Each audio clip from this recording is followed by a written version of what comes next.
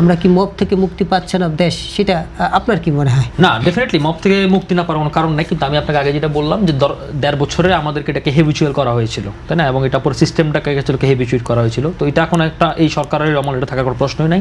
Already এই ব্যাপারে 0 tolerance নীতি গ্রহণ করা হয়েছে, এবং এই ব্যাপারে মাননীয় স্বরাষ্ট্রমন্ত্রী বারবার বিবৃতি দিয়েছেন এবং এটাও বলেছেন চাঁদাবাজদেরও লিস্ট করা হচ্ছে, এদের উপর তাদেরকে ধরা হবে।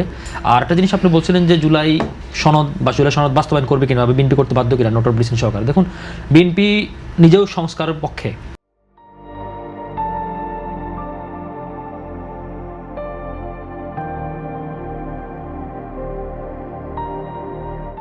তাই না।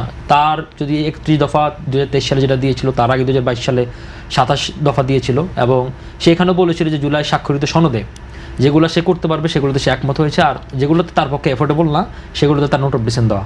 স্বরাষ্ট্রমন্ত্রী সালাউদ্দিন আহমেদ তিনি বলেছিলেন যে আমরা যেগুলোতে স্বাক্ষর করেছি জুলাই স্বাক্ষরিত সনদ, এখানে দুটোই কিন্তু ডিফারেন্ট জিনিস। একটা হচ্ছে জুলাই স্বাক্ষরিত সনদ 25টা দল মিলে যেটা করেছে, কিন্তু পরবর্তী সময় জুলাই স্বাক্ষরিত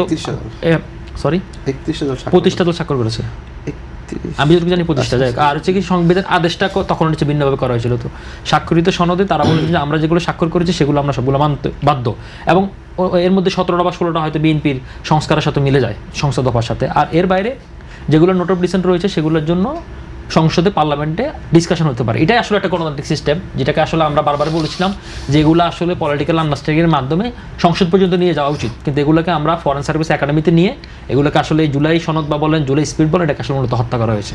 এবং এটার আসলে এখন পর্যন্ত যদি বিএনপি না মানে আপনি কিছুই করতে পারবেন না, কারণ তার 2/3 রয়েছে, এবং সে কিন্তু বারবার এগুলো সব নোট অফ ডিসেন্ট দিয়েছিল। তবুও আমরা বলি যে রাষ্ট্রের সংস্কারের জন্য, রাষ্ট্রের আগামীর বাংলাদেশে বিনির্মাণের জন্য আমরা মনে করি যে রাষ্ট্রের অনেক খাতে সংস্কারের প্রয়োজন রয়েছে, কারণ আমরা রাষ্ট্রকে একটা ব্যালেন্সিং পজিশনে দেখতে চাই।